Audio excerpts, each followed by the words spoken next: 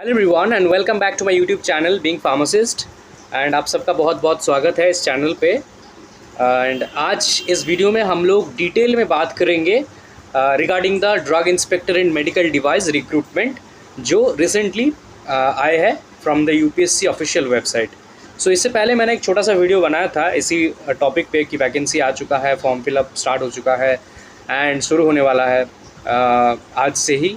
तो उसमें मुझे बहुत अच्छे व्यूज़ मिले, लेकिन हाँ आई नो कि वो वीडियो मैंने थोड़ा जल्दी में बनाया था जस्ट आप सबको बताने के लिए कि एक वैकेंसी आ चुका है। तो मैं डिटेल में बात करूँगा बाकी सारे डिटेल्स की। इस पर कुछ आपके कमेंट्स थे कि इंटरव्यू होंगे कि नहीं, एग्ज़ाम और इंटरव्यू का परसेंटेज कितना कितना रहेगा, है ना, कट ऑफ क्या रहेगा इस एग्ज़ाम को क्वालिफाई करके इंटरव्यू जाने के लिए, एंड ऑल अदर डिटेल्स जो इम्पोर्टेंट है जैसे फ़ीस वगैरह। गाइस, अगर आपका ड्रीम है ड्रग इंस्पेक्टर बनना तो आप समय आ गया है उस ड्रीम को सच करने का। पीडब्ल्यू लेकर आया है ड्रग इंस्पेक्टर फाउंडेशन बैच, एक कंप्लीट फाउंडेशन कोर्स जो आपको बेसिक से लेकर एडवांस तक प्रिपेयर कराएगा। यहाँ मिलेगा आपको एक्सपर्ट फैकल्टी का guidance, quality study materials, regular tests and doubt sessions और सब कुछ सुपर अफोर्डेबल प्राइस में। तो अगर आप सीरियस हो इस एग्ज़ाम के लिए तो वेट मत करो, अभी ज्वाइन करो पीडब्ल्यू का drug inspector 2025 foundation batch. Link description में है, जाओ चेक करो और तैयारी शुरू करो। All the best future drug inspectors. So यहाँ पे सबसे पहले this is the official website guys, और यहाँ पे आप रिक्रूटमेंट पे जाके एडवर्टाइजमेंट में जाओगे तो आपको यहाँ पे दिखेगा एडवर्टाइज नंबर 06/2025। यही है आपका यहाँ पे वैकेंसी। तो इस पीडीएफ में पूरा सब कुछ डिटेल में दिया है, कुछ चीज़ें नहीं भी दिया है, उन सभी पे हम लोग बात करेंगे। सो यहाँ invites online application, recruitment application जिसको बोलते हैं शॉर्ट में ORA, okay, by using the website http://upsconline.government.in/ORA। This is your vacancy. अब मैं यहाँ पे आपको ड्रग इंस्पेक्टर सर्च करके बता रहा हूँ, ओके, डिटेल्स। यहाँ पे ड्रग इंस्पेक्टर हम लोग सर्च कर लेते हैं। सो यहाँ पे मैंने सर्च कर लिया है, ठीक है, ऑल राइट। और 24 नंबर वैकेंसी है, आप देख सकते हो 20 vacancies for the post of drug inspector in central drug standard control organization. अब आपके डाउट्स को मैं एक एक करके क्लियर करूंगा इस वीडियो में, ठीक है। जो भी डाउट, सबसे पहला डाउट, क्या ये पोस्ट परमानेंट पोस्ट है? सो ये answer is yes, this is a permanent post जिस पे आपका कुछ दिन के लिए प्रोविशन पीरियड पे रहेंगे आप लोग, कुछ ट्रेनिंग होगा आपका यहाँ पे मिनिमम 2 वीक्स का, उसके बाद आपके पोस्टिंग हो सकता है एनीवेयर इन इंडिया, ठीक है। और जो प्रोबेशन या फिर ट्रेनिंग वो CDSCO के ऑफिशियल कैंपस में ही होते हैं, राइट।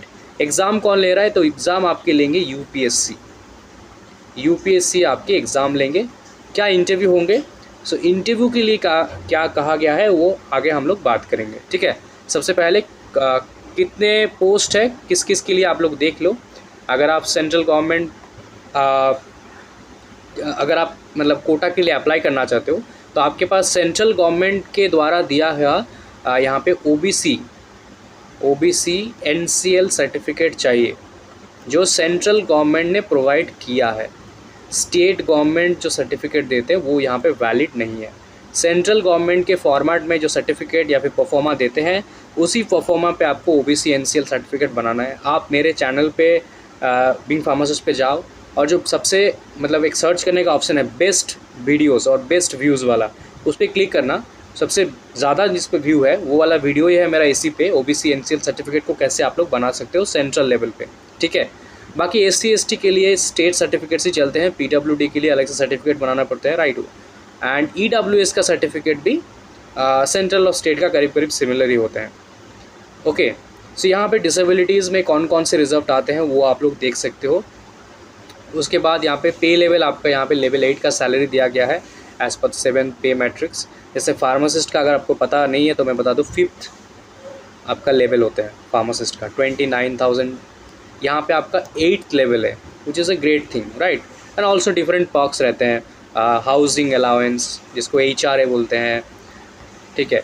उसके बाद कार अलाउंस रहते हैं ड्रग इंस्पेक्टर के, पर्सनल सिक्योरिटी रहते हैं, उसके साथ साथ और भी डिफरेंट पर्क्स रहता है जितना मुझे आइडिया है, ओके। यहाँ पे एक चीज़ है जो एज लिमिट वो बहुत ही कम रखा गया है। For general and EWS for OBCs is 33 and for general is only 30। मतलब 30 अगर एज लिमिट है तो मैक्सिमम बहुत सारे कैंडिडेट्स का एज यहाँ पे निकल चुका है due to COVID and due to some other reasons. बहुत सारे स्टूडेंट्स का गैप कुछ रह गया था। अपनी बात भी करूँ तो मेरे पास भी एक 2 इयर्स का गैप हो चुका है, राइट। तो हम लोगों के लिए मिनिमम 35 तो एज लिमिट होना चाहिए। 35 यहाँ पे है SC/ST स्टूडेंट्स के लिए और 40 एज है लिमिट है PWD स्टूडेंट्स के लिए। अब कुछ स्टूडेंट्स के यहाँ पे कमेंट थे कि ये तो मेडिकल डिवाइस वाला रिक्रूटमेंट है, तो इसमें फार्मेसी वाले एलिजिबल नहीं है। अरे भाई लिखा है, और आपको क्या प्रूफ चाहिए? यहाँ पे ये सब लिखा है, फिर भी आप लोग कमेंट कर रहे हो, मुझे नहीं पता क्यों। साफ साफ लिखा है कि bachelor degree in pharmacy is eligible.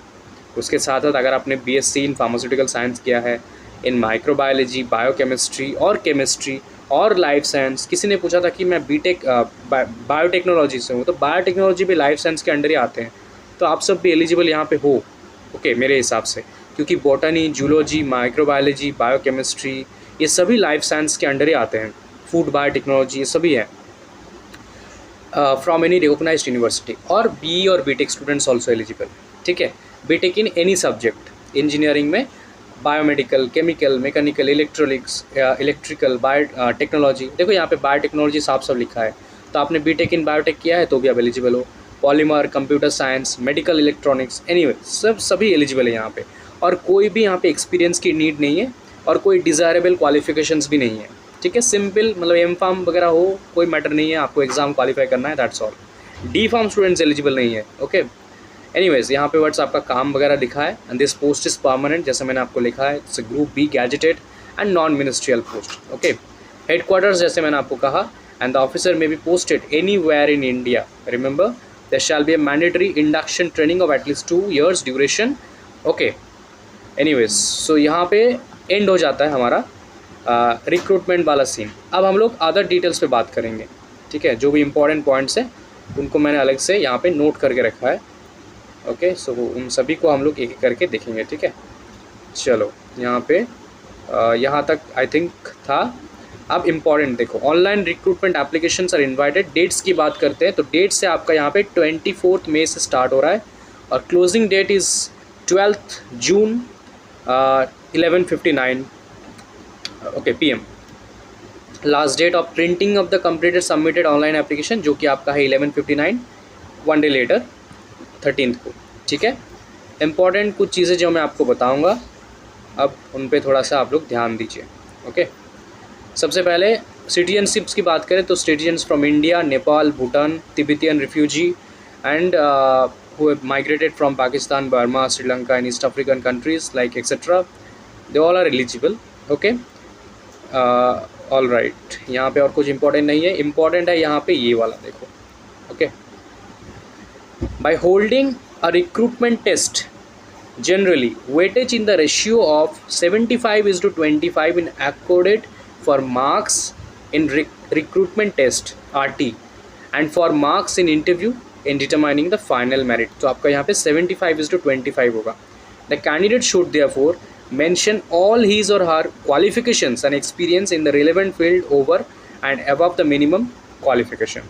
देखो, the category wise minimum level of suitability in interviews irrespective of whether the selection is made only by interview or by recruitment test followed by interview will be for general or EWS is 50 marks, ठीक है। Interview में जाने के लिए 50 marks, OBC 45 marks, SC/ST PWD 40 marks and out of the total marks of interview being 100, okay. In cases where selection is made by recruitment test followed by interview, the candidate will have to achieve minimum level of suitability in their respective category at interview stage also, ठीक है। What about fees? Fees आपका है 25 rupees are required to pay candidates except females, except SC/ST PWD। बाकी सबको 25 rupees देना है और बाकी इनके लिए नो फीस, ठीक है। No fees extension is availability to general, OBC और EWS मेल कैंडिडेट्स, ओके। बाकी सबके लिए फ्री है, all right. Fee non refundable होते हैं, ये सब तो आपको पता ही होगा। बाकी यहाँ पे कुछ और डिटेल्स दिया है जो इतना इम्पोर्टेंट नहीं है। हाउ टू अप्लाई पे ध्यान दो कुछ चीज़ें, जैसे आपको ये वाला फॉलो करना है। सबसे पहले फोटोग्राफ देखो, the photograph uploaded bye candidate should not be more than 10 days old from the start of the online application process. तो जिस दिन से फॉर्म स्टार्ट हो रहा है, मतलब 24 से स्टार्ट हो रहा है, ठीक है, उससे बस 10 दिन ओल्ड मैक्सिमम हो सकता है, उससे ज़्यादा नहीं, ठीक है। मतलब 14 से पहले का नहीं होना चाहिए। ओके, तो आपके पास अगर फ़ोटो नहीं है तो आप अपना फ़ोटो एक रेडी कर लो, ओके, अभी before doing your form fill up, because यहाँ पे ensure that the name of the candidate and date on which the photograph was taken are clearly mentioned on the photograph। तो आपको जो फोटोग्राफ देना है उस पर आपका नाम और जिस डेट पे फ़ोटो ले रहे हो ये दोनों मेंशन होना चाहिए। तो जब फ़ोटो आप लोग लेने जाओगे, ओके, तो वहाँ पे आप बोल देना, इस दोनों पॉइंट को मेंशन कर देना, तो वो ऐसे डिज़ाइन करके आपको दे देंगे। And the third point, this is very important, candidates face should occupy 3/4 of the space in the photograph. मतलब मैक्सिमम जो एक 4, मतलब यहाँ पे मान लो तो 3/4 आपका फर्स्ट फेस ही दिखना चाहिए और बाकी थोड़ा बाकी का स्पेस, ठीक है। और should be colour clear with continuous tone quality, having full face, full head from top of hair to bottom of chin, front views, eyes open with plain white or off-white background. There should not be any distracting shadows on the face or the background. The expression on the face should look natural. Okay, must ensure that their appearance must match with their photograph at each stage of the recruitment process and at the time of recruitment test and interview. If candidate uploads a bearded photograph, remember this point guys, this is important for the male students. If candidates uploads a bearded photograph, he must appear with the same look in the recruitment test as well as in the interview. Same would be case with spectacles. अगर आप spectacles पहनते हो, जैसे मैं पहनता हूँ, तो मुझे स्पेक्टिकल्स के साथ ही फ़ोटो लेना है, ओके, एंड स्पेक्टिकल्स के साथ ही मुझे इंटरव्यू एंड एग्ज़ाम दोनों के लिए जाना होगा। यहाँ पे स्पेक्टिकल्स नहीं चलेंगे, ऐसा कोई बात नहीं है।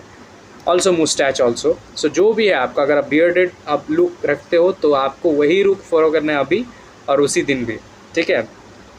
Anyways, so candidate must upload the documents or certificate in support from all the claims made by them in application, like date of birth proof, experience proof, desirable qualification दिए हो तो उसका proof, ठीक है। anyways, क्या क्या documents लगेंगे आपको अपलोड करना होगा, तो before doing your form fill up इन सबको रेडी रखो, ओके। क्या क्या, 10th और matriculation indicating the date of birth और मार्कशीट ऑफ मैट्रिकुलेशन और equivalent issued by central or state board indicating your date of birth in support claim of age, ठीक है, एज प्रूफ के लिए। where date of birth is not available in certificate or marksheet, आप school leaving certificate को यहाँ पे provide कर सकते हो in case of Tamil Nadu and Kerala. Degree और डिप्लोमा सर्टिफिकेट, आप B.Pharm का सर्टिफिकेट हो, डिग्री हो, तो आपको वो सर्टिफिकेट यहाँ पे देना होगा, या फिर professional certificate along with marksheets pertaining to all the academic years। सो यहाँ पे एक क्वेश्चन है, क्या फिर जो अपीयरिंग स्टूडेंट है वो एलिजिबल है? तो नहीं। आप फॉर्म फिलअप करोगे तो आपको डिग्री और डिप्लोमा का जो सर्टिफिकेट है वो as a proof of educational qualification देना होगा।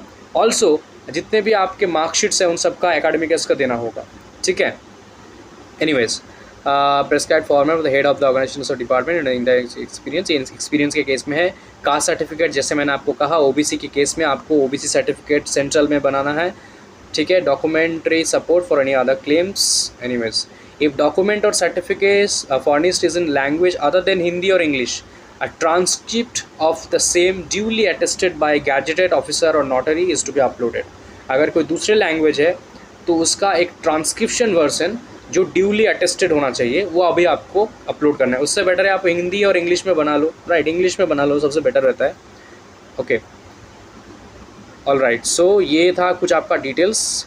Submit the commission other by post और इन हैंड, आपको बस फॉर्म को फिलअप करना है।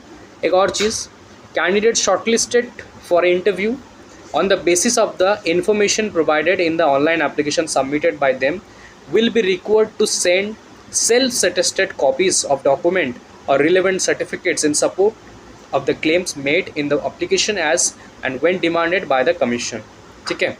मतलब जो भी क्लेम कर रहे हो मेरे पास ये है, मेरे पास वो है, कि आप ओबीसी के हिसाब से अप्लाई कर रहे हो और बाद में जाकर देख रहे हो कि आप सेंट्रल में ओबीसी हो ही नहीं, हो सकता है आप अपना स्टेट में ओबीसी हो लेकिन सेंट्रल में आप लोग नहीं हो, आपका कास्ट जो है सेंट्रल में नहीं है, तो फिर आप ओबीसी के हिसाब से अप्लाई नहीं कर सकते, आपको एज अ जनरली जाना होगा या फिर ईडब्ल्यूएस के हिसाब से जाना होगा, ठीक है। सो इन बातों का ध्यान रखना बिफोर अप्लाइंग। जो भी क्लेम कर रहे हो उसका डॉक्यूमेंट्स आपको देना पड़ेगा, अदरवाइज एग्ज़ाम तो दे दोगे लेकिन इंटरव्यू में वहाँ पे आपका कट हो जाएगा।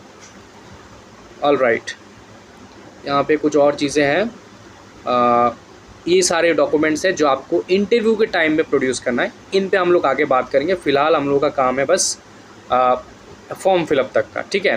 A candidate who claims change in the name after matriculation on marriage और रीमैरिज और divorce etcetera, the following documents shall be submitted. In case of a married woman, photocopy of husband's passport showing name, okay, or any attested copy of marriage certificate etc.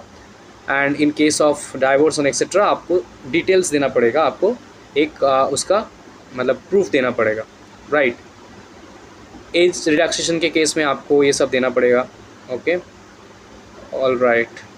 Action against candidates found guilty for misconduct, other informations,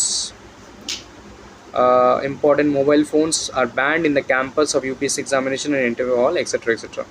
Okay, so this is all about the details. Now देखो the format of the prescribed performa, अगर आपको formats चाहिए, have been made available in the commission's official website under heading recruitment followed by forms of certificates, ठीक है। so यहाँ पे मैं click करता हूँ तो देखो ओपन होके आ जाएगा, एक बार और करते हैं, देखो यहाँ पे आ गया है forms of certificates, affidavit for the name, ठीक है। यहाँ पे travelling allowance, OBC certificate for creamy layer, ठीक है, टीएडीएस सर्टिफिकेट, देन हो गया यहाँ पे ईडब्ल्यूएस के लिए सर्टिफिकेट, ओके, देन यहाँ पे हो गया disability certificate, SC ST benefits, OBC benefits, सभी यहाँ पे दिए हुए हैं, राइट। रिक्रूटमेंट टेस्ट, उनके test schedules, notice, question papers, marks, okay. फ़िलहाल इतना ही, अगले वीडियो पे हम लोग बात करेंगे इसके प्रिपरेशन को लेकर, ठीक है। क्योंकि मेडिकल डिवाइस के रिक्रूटमेंट, उसके एग्ज़ाम, उसका सिलेबस, ये सब जानना ज़रूरी है क्योंकि this is somehow related to engineering field, biomedical field with life science and pharmacy. This is not only related to medicines, this is about the medical devices, okay.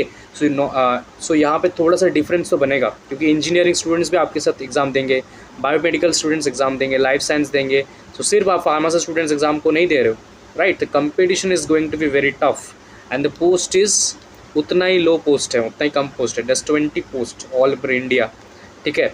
So start preparation guys, and जो भी आपका यहाँ पे doubt होगा या फिर पूछना होगा आप लोग कमेंट करके पूछ लेना, या फिर मैंने एक नीचे लिंक दिया है, अगर आपको कुछ भी पर्सनली मुझसे कंसल्ट करना है, कुछ भी पूछना है, अर्जेंट कुछ जानना होगा तो आप उस लिंक से जाके पूछ सकते हो, वो मेरे पास डायरेक्ट व्हाट्सएप पे मैसेज आ जाता है वहाँ पे, ठीक है।